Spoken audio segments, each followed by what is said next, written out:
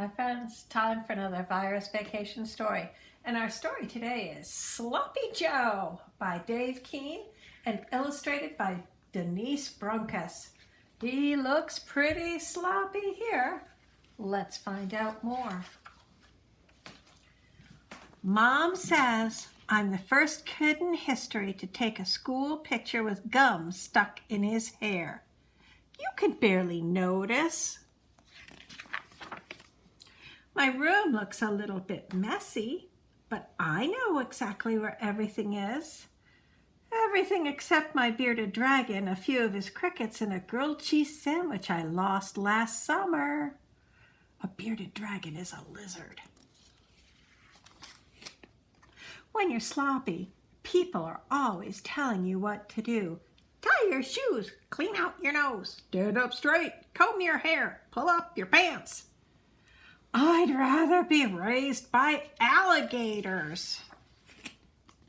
I've always been good at being sloppy.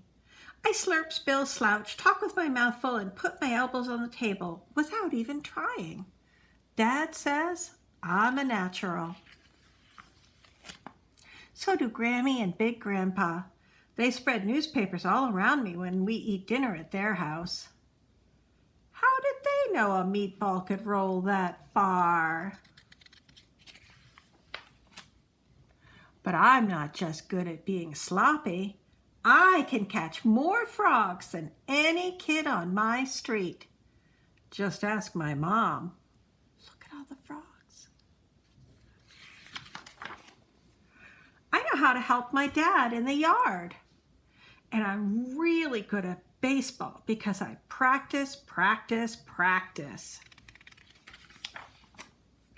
But sometimes I wish I wasn't so sloppy. Like when my friend's mom doesn't let me come in the house. Just wait here, I'll send Jimmy out, she says. But I wiped my feet. What kind of pet does the son have? A hot dog. Hey, Mom, what did the taco say to the burrito? Where have you been? Mom does not look happy. When being sloppy gets me in really big trouble, I just try out my newest jokes. Sometimes even my best jokes don't work. So I decide something has to change. That's when I make up my mind to not be sloppy anymore. Starting tomorrow, I'll be Neat Joe. The next day, I give the dog a shower. I clean my room. I find that lost grilled cheese sandwich.